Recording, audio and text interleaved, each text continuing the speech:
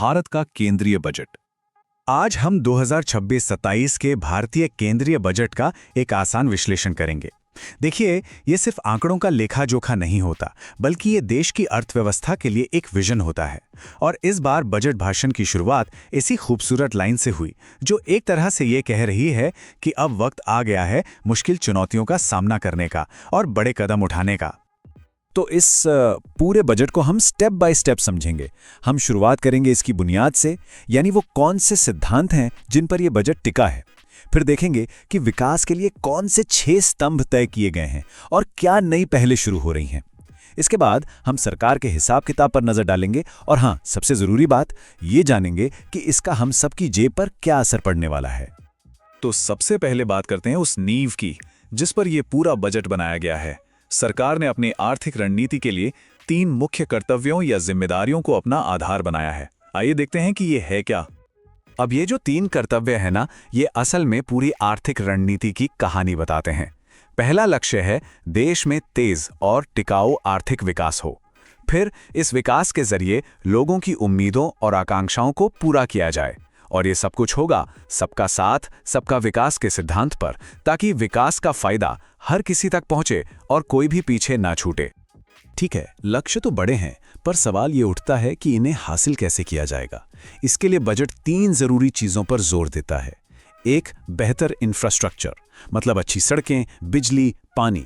दूसरा, एक मजबूत फाइनेंशियल सेक्टर। और तीसरा, भविष्य की टेक्नोलॉजी यानी आर्टिफिशियल इंटेलिजेंस को अपनाना और उससे मदद लेना।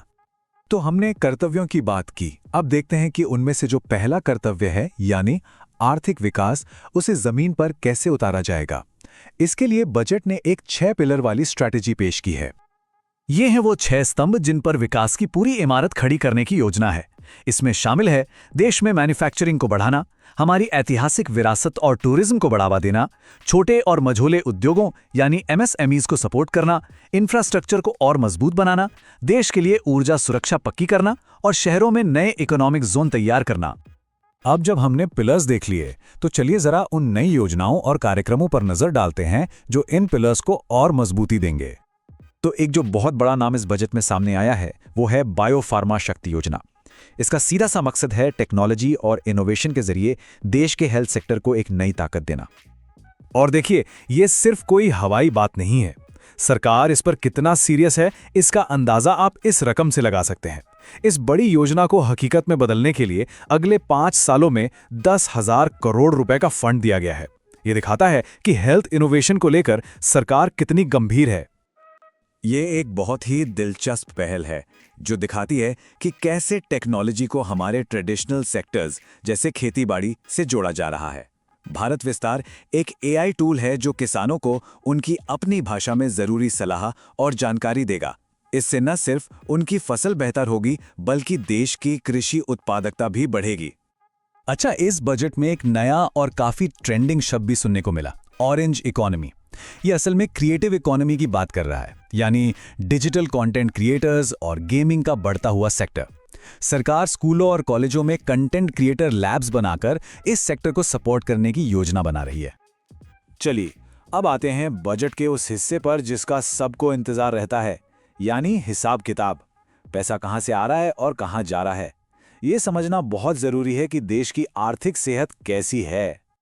सबसे पहले एक बहुत जरूरी टर्म समझते हैं, राजकोषीय घाटा।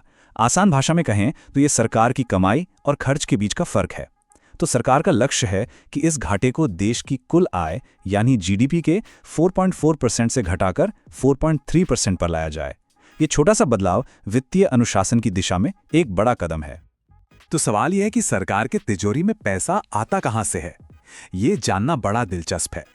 हर 1 रुपए में से 24 पैसे उधार या कर्ज से आते हैं, जो आय का सबसे बड़ा सोर्स है। इसके बाद नंबर आता है इनकम टैक्स का, जिससे 21 पैसे आते हैं, और फिर GST से 18 पैसे आते हैं। और जब पैसा आता है तो जाता कहां है? देखिए, सबसे बड़ा हिस्सा यानी हर रुपए में से 22 पैसे राज्यों को उनके हिस्से के तौर पर वापस दे दिया जाता है। इसके बाद एक बड़ी रकम पुराने कर्जों पर ब्याज चुकाने में और बाकी सरकारी योजनाओं पर खर्च होती है। तो ये सब तो हो गई बड़ी बड़ी बातें, लेकिन सबसे बड़ा सवाल तो ये है कि इसका आम लोगों की जेब पर क्या असर पड़ेगा। चलिए अब इसे समझते हैं। अब टैक्स की बात करें तो एक बहुत बहुत बड़ी खबर है। 1 अप्रैल 2026 से एक बिल्कुल नया इनकम टैक्स कानून लागू करने की तैयारी है।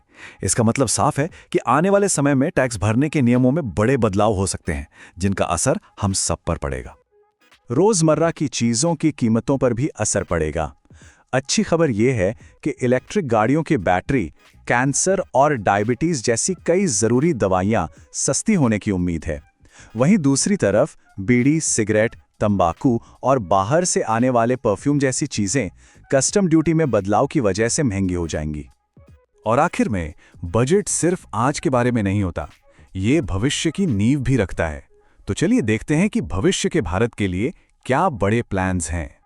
सरकार ने कुछ बहुत ही महत्वाकांक्षी प्रोजेक्ट्स का ऐलान किया है, जैसे कि 7 नए हाई स्पीड रेल कॉरिडोर, अंतरिक्ष विज्ञान के लिए 4 बड़े टेलीस्कोप लगाना, लोथल और राखी गढ़ी जैसे 15 ऐतिहासिक स्थलों को फिर से संवारना और नॉर्थ ईस्ट में एक बौद्ध सर्किट का विकास करना। ये सभी प्रोजेक्ट्स देश को भविष्य के लिए तैयार करने का लक्ष्य रखते हैं। तो आखिर में एक बड़ा सवाल हमारे सामने खड़ा होता है, क्या ये बजट जो कल्याणकारी योजनाओं, इंफ्रास्ट्रक्चर पर जोर और वित्तीय अनुशासन का एक मिलाजुला रूप है, वाकई भारत को दुनिया भर की अनिश्चितताओं से बचाकर आगे ले जा पाएगा और अपने लंबे समय के लक्ष्यों को हासिल करने में मदद करेगा? अगर आप ऐसे ही जटिल विषयों को आसान भाषा में समझना चाहते हैं तो हमारे चैनल को सब्सक्राइब जरूर करें। हमारे साथ जुड़ने के लिए बहुत बहुत धन्यवाद।